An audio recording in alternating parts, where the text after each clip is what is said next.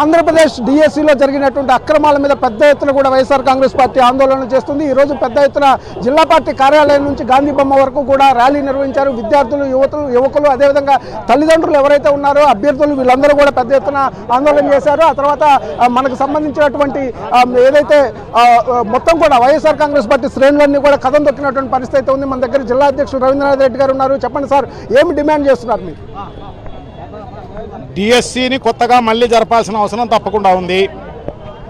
ఏదైతే నిరుద్యోగ యువతులు ఏదైతే ఆశపడి వాళ్ళందరూ కూడా కొన్ని లక్షలాది మంది పాల్గొన్న యువతులందరికీ కూడా మేలు జరగాల్సిన అవసరం తప్పకుండా ఉంది। వాళ్ళకు రావాల్సిన ఉద్యోగం ఈరోజు దొంగతనంగా తన బినామీలకు ఇచ్చుకున్న పరిస్థితి ఈ కూటమి ప్రభుత్వానికి ఉంది। లక్షలాది రూపాయలు డబ్బులు చేతులు మారడం జరిగింది। ఒక్కొక్క ఉద్యోగానికి 15 నుంచి 20 లక్షల రూపాయలు బేరమాడిన పరిస్థితి మనం వీడియోలలోనూ మన ఆడియో టేపుల్లోనూ వినిన పరిస్థితి ఉందన్నమాట।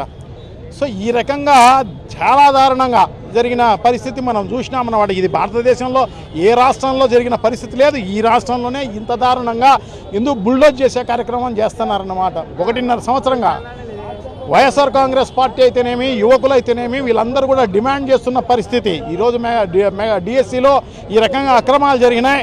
సో తప్పకుండా మళ్ళీ డిఎస్సి జరపండి, ఇది క్యాన్సిల్ రద్దు చేయండి అని చెప్పేసి డిమాండ్ చేస్తున్న పరిస్థితిని బుల్డోజ్ చేస్తూ వాళ్ళు బాగా జరిగిందని చెప్పేసి తన మీడియా ఉంది కాబట్టి ఆ రకంగా బుల్డోజ్ చేస్తున్న పరిస్థితి మనం చూసినామన్నమాట। మనం సాక్ష్యాధారాలతో పెట్టిన పరిస్థితి అదే కేంద్ర ప్రభుత్వానికి సంబంధించి అక్కడున్న విద్యాశాఖ మంత్రి, అది కూడా అక్కడ విద్యార్థులు సోషల్ మీడియాలోనూ వాట్సాప్ గ్రూపుల్లో పెట్టిన ఫోటోలే అయ్యే సాక్ష్యాలుగా తీసుకొని సిబిఐ వాళ్ళు ఎంక్వైరీ చేసి వాళ్ళైతే అక్కడ జరిగిన అధికారులు ఎక్కడైతే పేపర్ లీకేజ్ జరిగిందో వాళ్ళపైన ఇమ్మీడియట్గా యాక్షన్ తీసుకోవడం జరిగింది। అక్కడున్న కేంద్ర మంత్రి రిజైన్ చేయడం జరిగిందనమాట। సో దాన్ని అంత పెద్ద ఎత్తున విద్యార్థులు అక్కడ ఉద్యమం చేయడం జరిగింది। సో అదేవిధంగా ఇక్కడ కూడా నైతిక బాధ్యత వహిస్తూ నారా లోకేష్ను రిజైన్ చేయమని చెప్పేసి ఈరోజు విద్యార్థులకు లోకం కోరుతున్న పరిస్థితి మనం చూస్తున్నాం అన్నమాట। ఈరోజు హైకోర్టు ఆర్డర్ ఇచ్చింది। సో తప్పకుండా దీనిపైన విచారణ చేయమని, నీ దొంగ ఎంక్వైరీ, నీ దొంగ విచారణ వద్దు మాకు, ఎందుకంటే నీవు ఏం చెప్తే వాళ్ళు మీ అధికారులు ఆ రకంగా మీ విచారణను క్లోజ్ చేసే కార్యక్రమం జరుగుతుంది। అట్లా కాదు, సిబిఐ విచారణ ఖచ్చితంగా జరగాలి। ఎవరైతే నిజంగా కూడా దీంట్లో లీకేజ్లో పాల్గొన్న అధికారులు ఉన్నారో వాళ్ళపైన యాక్షన్ జరగాలి। సో తప్పకుండా విద్యాశాఖ మంత్రి రిజైన్ చేయాలి। మళ్ళా కొత్తగా మెగా డిఎస్సిని జరపాల్సిన అవసరం తప్పకుండా ఉంది అని చెప్పేసి మేమందరం కూడా డిమాండ్ చేస్తున్న పరిస్థితి। ఇది జరిగేంత వరకు కూడా వైఎస్ఆర్ కాంగ్రెస్ పార్టీ, విద్యార్థులు, యువకులు అందరూ కూడా పోరాడతారు అని చెప్పేసి డిమాండ్ చేస్తున్నాం। ఓకే, మన దగ్గర అంజద్ బాషా గారు ఉన్నారు, మాజీ డిప్యూటీ సీఎం। ఆయనతో మాట్లాడే ప్రయత్నం చేస్తే చెప్పండి సార్, ఏం డిమాండ్ చేస్తున్నారు? విద్యార్థి లోకం అంతా కూడా ఈరోజు రోడ్డు ఎక్కినటువంటి పరిస్థితి కనిపిస్తుంది। నిజంగా ఇవాళ రాష్ట్ర వ్యాప్తంగా ఈరోజు చూస్తే పెద్ద ఎత్తున యువత, విద్యార్థి, మరి వాళ్ళకు సంబంధించిన తల్లిదండ్రులందరూ కూడా పెద్ద ఎత్తున ఈరోజు ఈ ర్యాలీలో పాల్గొనడం జరిగింది।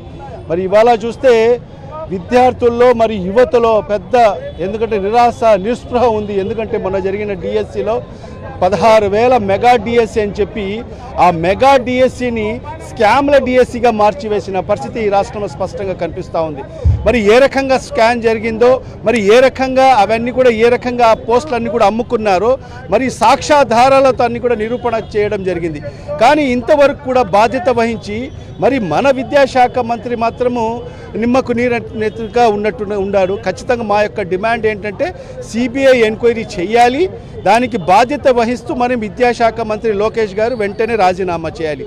ఎందుకంటే మనం చూసాం విద్యార్థి యొక్క బలం ఏంటి, యువత బలం ఏంటో మనం చూసాం। ఒక చిన్న కాక్రోచ్ పార్టీ విద్యార్థులు, యువత అంతా కూడా కలిసి మరి ఏ రకంగా కేంద్ర ప్రభుత్వం మెడలు వంచి మరి కేంద్ర మంత్రి, విద్యాశాఖ మంత్రి రాజీనామా చేసినంత వరకు వాళ్ళు చేసిన ఉద్యమం, ఆ స్ఫూర్తితోనే ఈరోజు మన రాష్ట్రంలో కూడా మన విద్యార్థులు, మన యువత అదేవిధంగా ఆ స్ఫూర్తితోనే ఈరోజు ముందుకెళ్తున్నారు। ఖచ్చితంగా మా యొక్క ప్రధానమైన డిమాండ్ ఏంటంటే సిబిఐ ఎంక్వైరీ వేయాలి, అంతవరకు విద్యాశాఖ మంత్రిగా ఉన్న లోకేష్ వెంటనే రాజీనామా చేయాలని చెప్పి కూడా మా డిమాండ్తో మేము ముందుకెళ్తున్నాం। ఇది పరిస్థితి। ఏదైతే విద్యాశాఖ మంత్రి ఇమీడియట్గా దీనికి బాధ్యత వహించి రిజైన్ చేయాలి, అంతేకాకుండా సిబిఐ ఎంక్వైరీ జరపాలి, నిష్పక్షపాతంగా హైకోర్టు కూడా చెప్పింది కాబట్టి ఏదైతే రాష్ట్ర ప్రభుత్వం వేసేటటువంటి విచారణ మీద నమ్మకం లేదని చెప్పుకొని చెప్తున్న పరిస్థితి స్పష్టంగా కనిపిస్తుంది। కెమెరామెన్ రాముతో శ్రీనివాస్, సాక్షి న్యూస్, కడప నుంచి।